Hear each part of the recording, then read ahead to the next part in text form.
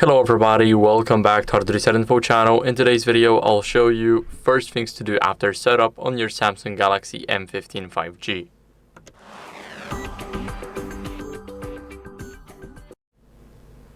So first, what you guys want to do is connect to the Wi-Fi. So we're gonna start off with it. Let's unlock our phone, and then we're gonna go over to settings, and in those settings, select connections.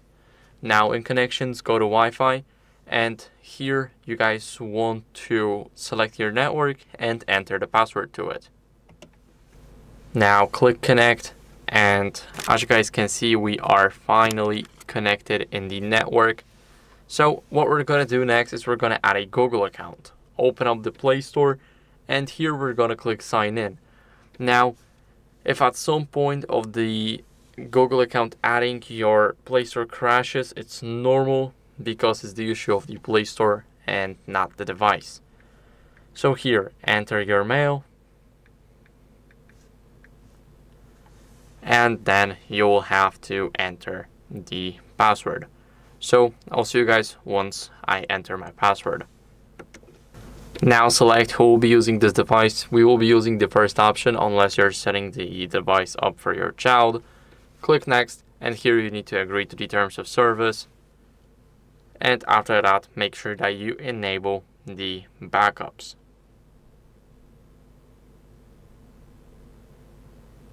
So turn on the backup, click done, and now click accept here. Make sure that backup device data is enabled. And now we are in the Play Store, so we can use the password to verify our purchases. Now let's go over and click on our avatar here. Now go to my apps and games and click updates. We got 21 updates available. We're gonna click update all and let it update in the background. And what we're gonna do in the meantime is set up screen locks. So let's go over into the settings.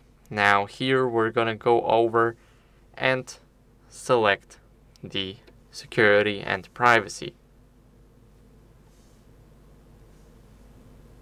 Here we're gonna go to the lock screen, and we're gonna select either PIN, password, or pattern. It's totally up to us. I always use the PIN, and here, as you guys can see, at least 6 digits is recommended. I'll enter 1, 2, 3, 4, 5, 6. So make sure that you do not use it because it has some consecutive numbers. Make sure that if you click your password in, then this doesn't show up. And after that, you'll be safe. So here you guys have the notifications on the lock screen. You guys select icons, cards, or dot. It's totally up to you. Now we're gonna go back to the lock screen, and here enter the password that we have just created. And now go to Biometrics, and we're gonna start off with fingerprints. So we're gonna click continue. Now we wanna place the finger on this sensor.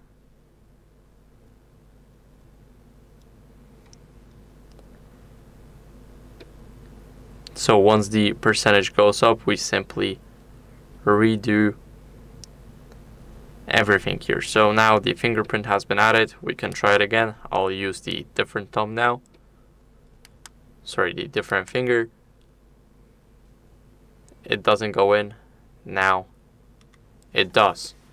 So we're gonna go again to the lock screen, enter the PIN, and then we're gonna go to biometrics again and face recognition. We're gonna click continue, and here we wanna click register.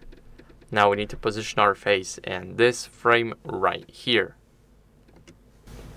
After you position your face in the frame, you'll see this. So that means we have our face registered, and now we are safe. So what we're gonna do next is we're gonna set up the Google Wallet. First, you can make sure that it's not installed here, and if it isn't, just go to the Play Store, and here go to search.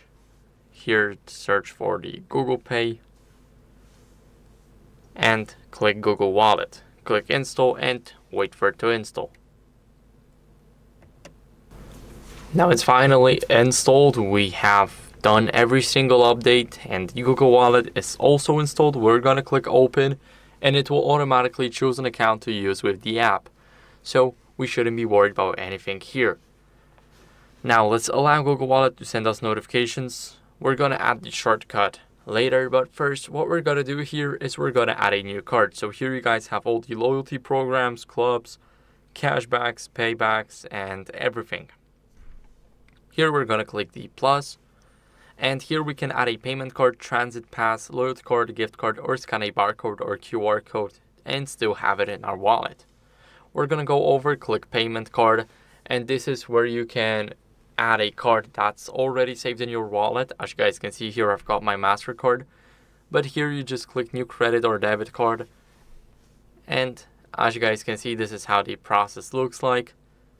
If you click here, you can easily scan the card, and you can also enter it manually. So we're gonna enter the Visa card number for an example, and here of course it won't be valid, but if you enter your info right here, click save and continue and make sure that your address here is good, then you will have your card. Let me show you where. You'll have your card right up here. You'll be able to see the payment history, transactions history, and everything, where you spend your money on, how much you spent. And now we're gonna add the shortcut. So let's go over and lock our phone. Let's go here and hold our finger. Now let's enter the PIN code, and now we're just going to click on the phone right here and we can select from the apps. We're gonna scroll to wallet, click done, and we got our wallet here. So now we can just do that, and let me use the fingerprint, and we are in the wallet. So now, after that, what you guys want to do is check your battery settings. So we want to make sure that this phone stays alive as long as possible. So we're gonna optimize our battery. We're gonna go to battery.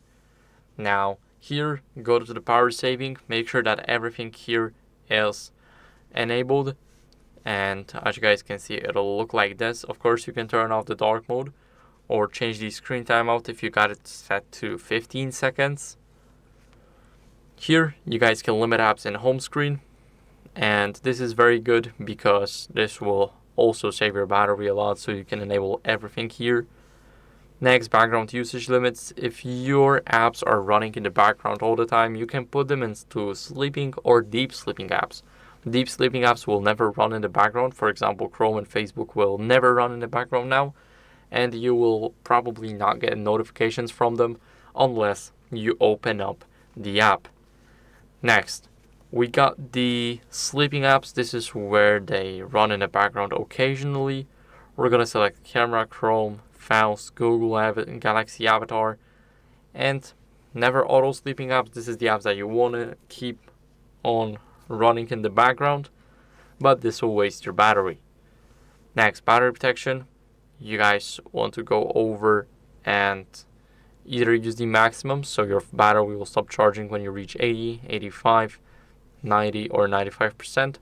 Of course, the lower you go, the better the battery lifespan, but I recommend you guys go with basic and enable adaptive protection. Now, here you guys have the battery usage. So there's not a lot here because this phone is just set up. But if you got some apps, you can click background usage limits here and put them into sleep. Now for charging options, you want to enable fast charging and enable show charging information. And make sure to auto dim the screen, show battery percentage also, if you like it or not. You guys want to keep this on to see your battery percentage. As you guys can see, you cannot see it in the control center, so it is very important to keep it like that. Now for battery information, we got the level, status, and capacity. So here we got everything, and as a last resort, what you guys want to do here is check for software updates. So we want to make sure that we are on the latest version. Let's scroll down to software update, download and install, and as you guys can see, it's checking for updates now. So I am on the latest version, but if you're not, then I recommend you updating it. It's very important to keep up with the latest version.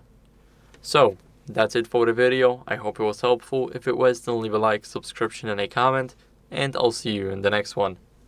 Bye.